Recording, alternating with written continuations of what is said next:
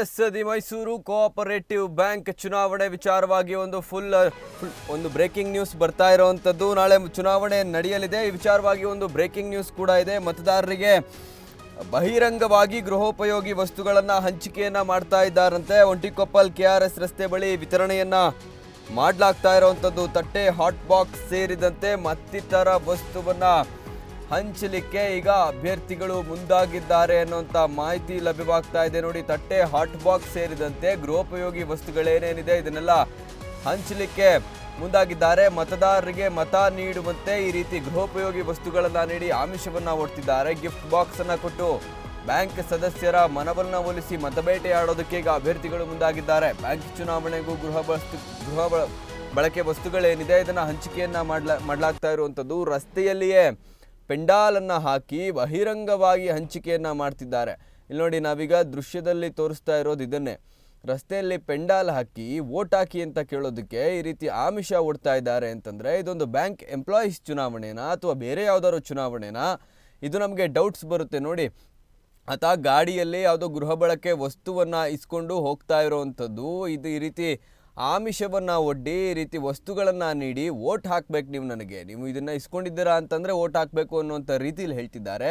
ಮತ್ತು ಯಾರ್ಯಾರು ವೋಟರ್ಸ್ ಇದ್ದಾರೆ ಅವ್ರನ್ನೆಲ್ಲ ಕರೆದು ಬಹಿರಂಗವಾಗಿ ಪೆಂಡಾಲ್ ಹಾಕಿ ಗೃಹ ಬಳಕೆ ವಸ್ತುವನ್ನು ನೀಡಿ ಆಮಿಷವನ್ನು ಒಡ್ತಾ ಇದ್ದಾರೆ ಅಂತಂದರೆ ಇದನ್ನು ಕೇಳೋದಕ್ಕೆ ಯಾವ ಅಧಿಕಾರಿಗಳಿಲ್ವಾ? ಯಾವ ಅಧಿಕಾರಿಗಳೇನು ಕಣ್ಣು ಮುಚ್ಕೊಂಡು ಕೂತಿದ್ದಾರಾ? ನಾಳೆ ಚುನಾವಣೆ ಅಂತಂದರೆ ಇವರು ಈಗಲೇ ಪೆಂಡಾಲ್ ಹಾಕ್ಕೊಂಡು ಗೃಹ ಬಳಕೆ ವಸ್ತುವನ್ನು ನೀಡಿ, ಅಲ್ಲಿ ನೋಡಿ ಆತ ಹ್ಯಾಂಡ್ ಶೇಕ್ ಮಾಡಿ ನನಗೆ ವೋಟ್ ಹಾಕಬೇಕು, ಇದನ್ನು ಇಸ್ಕೊಳ್ಳಿ, ನನಗೆ ವೋಟ್ ಹಾಕಿ ಅನ್ನುವಂಥ ರೀತಿಲಿ ಇದು ದಿ ಮೈಸೂರು ಕೋಆಪರೇಟಿವ್ ಬ್ಯಾಂಕ್ ಚುನಾವಣೆಯ ನಾಳೆ ಏನು ಚುನಾವಣೆ ಇದೆ ಆ ಚುನಾವಣೆಯ ವಿಚಾರವಾಗಿ ಮಾತನಾಡ್ತಾ ಇರುವಂಥದ್ದು. ಈ ಬಿಗ್ ಬ್ರೇಕಿಂಗ್ ನ್ಯೂಸ್ ಇದು. ಯಾಕಂದರೆ ಅಭ್ಯರ್ಥಿಗಳಲ್ಲಿ ಗೃಹ ಬಳಕೆ ವಸ್ತುಗಳನ್ನು ಹಂಚ್ತಿದ್ದಾರೆ ಅಂತಂದರೆ ಬಹಿರಂಗವಾಗಿ ಯಾವ ಮಟ್ಟಕ್ಕೆ ಇಳಿದಿರ್ಬೋದು. ಬೇರೆ ಚುನಾವಣೆಗಳಲ್ಲಿ ಹಂಚ್ತಾರೆ, ವಿಧಾನಸಭೆ ಆಗಿರ್ಬೋದು, ಲೋಕಸಭೆ ಆಗಿರ್ಬೋದು, ಅಥವಾ ಕಾರ್ಪೊರೇಷನ್ ಚುನಾವಣೆ ಆಗಿರ್ಬೋದು, ಇದರಲ್ಲೆಲ್ಲ ಹಂಚ್ತಾರೆ ಅಂತ ಮಾಹಿತಿಗಳನ್ನು ನೋಡಿದ್ದೀವಿ. ಒಂದಷ್ಟು ಹಂಚುವಂಥ ವಿಡಿಯೋಸನ್ನು ಕೂಡ ನೋಡಿದ್ದೀವಿ.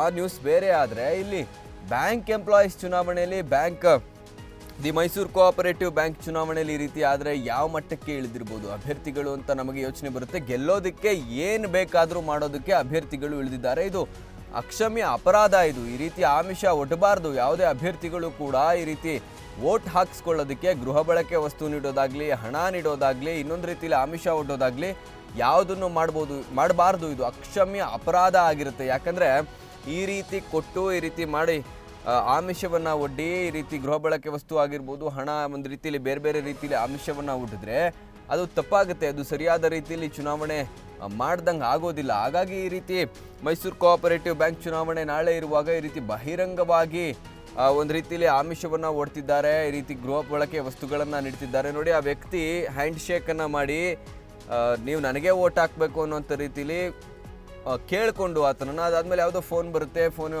ಮಾತಾಡ್ಕೊಂಡು ಹೋಗ್ತಾರೆ. ನೋಡಿ, ಈ ವ್ಯಕ್ತಿ ಏನೋ ಗೃಹ ಬಳಕೆ ವಸ್ತುವನ್ನು ಇಸ್ಕೊಂಡು ಗಾಡಿಯಲ್ಲಿ ಹತ್ಕೊಂಡು ಆರಾಮವಾಗಿ ಹೋಗ್ತಾರೆ. ಇವರೆಲ್ಲ ವಿದ್ಯಾವಂತರು, ಬ್ಯಾಂಕ್ ಎಂಪ್ಲಾಯೀಸ್ ಕೂಡ, ಅವರು ಬ್ಯಾಂಕ್ನಲ್ಲಿ ಕೆಲಸ ಮಾಡುವಂಥವ್ರು, ಬ್ಯಾಂಕ್ನ ಸದಸ್ಯರಾಗಿರುವಂಥವ್ರು, ಇವರೆಲ್ಲರೂ ಕೂಡ ವಿದ್ಯಾವಂತರಾಗಿ ಈ ಮಟ್ಟಕ್ಕೆ ಇಳಿಯೋದ ಮತವನ್ನು ಮಾರಿಕೊಳ್ಳೋ ಪರಿಸ್ಥಿತಿಗೆ ಇವರೆಲ್ಲ ಬರ್ತಿದ್ದಾರಾ? ಮತವನ್ನು ಮಾರಾಟ ಮಾಡ್ಕೊಳ್ತಿದ್ದಾರಾ? ಅದು ಕೇವಲ ಗೃಹ ಬಳಕೆ ವಸ್ತುಗಳಿಗೆ. ಯಾಕಂದರೆ ಅವರು ಬ್ಯಾಂಕ್ ಸದಸ್ಯರು, ಬ್ಯಾಂಕ್ ಎಂಪ್ಲಾಯೀಸ್ ಆಗಿರ್ತಾರೆ. ಇವರೆಲ್ಲ ಗೃಹ ಬಳಕೆ ವಸ್ತುಗಳು ಇವರೆಲ್ಲ ನೋಡಿರ್ತಾರೆ. ಇವರೇನು ಅದನ್ನೆಲ್ಲ ನೋಡದೇ ಇರೋ ವಸ್ತುಗಳಲ್ಲ. ಆದರೂ ಕೂಡ ಈ ಮಟ್ಟಕ್ಕೆ ಗೃಹ ಬಳಕೆ ವಸ್ತುಗಳಿಗೋಸ್ಕರ ಮತ ಮಾರಾಟ ಮಾಡ್ಕೊಳ್ಳೋದಕ್ಕೆ ಹೋಗ್ತಿದ್ದಾರಾ? ಇನ್ನು ಮತವನ್ನು ಮಾರಾಟ ಮಾಡ್ಕೊಳ್ಳಿ ಅಂತೇನಾದರೂ ಪ್ರಚೋದನೆ ಕೊಟ್ಟಂತೆ ಆಗ್ತಾ ಇದೆಯಾ ಅಭ್ಯರ್ಥಿಗಳಿಂದ? ಇಲ್ಲಿ ಆ ರೀತಿ ಪೆಂಡಲ್ ಹಾಕಿ, ಆ ರೀತಿ ತಟ್ಟೆ ಆಗಿರ್ಬೋದು, ಗಿಫ್ಟ್ ಬಾಕ್ಸ್ ಆಗಿರ್ಬೋದು, ಹಾಟ್ ಬಾಕ್ಸ್ ಆಗಿರ್ಬೋದು, ಈ ರೀತಿ ಬಹಿರಂಗವಾಗಿ ನೀಡ್ತಿದ್ದಾರೆ ಅಂತಂದರೆ ಅಲ್ಲಿ ನೋಡಿ, ನಾವು ದೃಶ್ಯಗಳಲ್ಲಿ ತೋರಿಸ್ತಾ ಇದ್ದೀವಿ ನಿಮಗೆ ಯಾವ ರೀತಿ ಇಲ್ಲಿ ನಮಗೆ ವೋಟ್ ಹಾಕಬೇಕು, ಇದನ್ನೆಲ್ಲ ತಗೊಳ್ಳಿ ನಮ್ಗೆ ವೋಟ್ ಹಾಕಿ, ಇದನ್ನೆಲ್ಲ ತಗೊಳ್ಳಿ ನಮ್ಗೆ ವೋಟ್ ಹಾಕಿ, ಈ ರೀತಿ ಅಭ್ಯರ್ಥಿಗಳು ಮಾಡೋದು ಎಷ್ಟು ಸರಿ? ಯಾಕಂದರೆ ಇದೊಂದು ಅಪರಾಧ ಆಗಿರುತ್ತೆ. ಎಲೆಕ್ಷನ್ ಕೌನ್ಸಿಲ್ ಇದನ್ನು ನೋಡಬೇಕಾಗುತ್ತೆ. ಯಾಕಂದರೆ ಈ ಎಲೆಕ್ಷನ್ಗೆ ಈ ರೀತಿ ಮಾಡಬಾರ್ದು. ಅಭ್ಯರ್ಥಿಗಳು ಯಾವುದೇ ಆಮಿಷವನ್ನು ಒಡ್ಡಿ ಒಬ್ಬ ಅಭ್ಯರ್ಥಿ ಮತ ಪಡ್ಕೊಳ್ಳೋದು ಇದು ಹೀನಿಯಸ್ ಕ್ರೈಮ್. ಇದು ಈ ರೀತಿ ಮಾಡಬಾರ್ದು. ಇವರು ಈ ರೀತಿ ಮಾಡೋದು ಎಷ್ಟು ಸರಿ? ಅದು ಬಹಿರಂಗವಾಗಿ ಮಾಡ್ತಿದ್ದಾರೆ ಅಂತಂದರೆ ಯಾರ ಕಣ್ಣಿಗೂ, ಯಾವ ಅಧಿಕಾರಿ ಕಣ್ಣಿಗೂ ಬಿದ್ದಿಲ್ವಾ? ಯಾರಿದನ್ನ ಕೇಳೋರಿಲ್ವಾ? ಅಥವಾ ಅವರು ಶಾಮೀಲಾಗಿದ್ದಾರಾ ಇದರಲ್ಲಿ?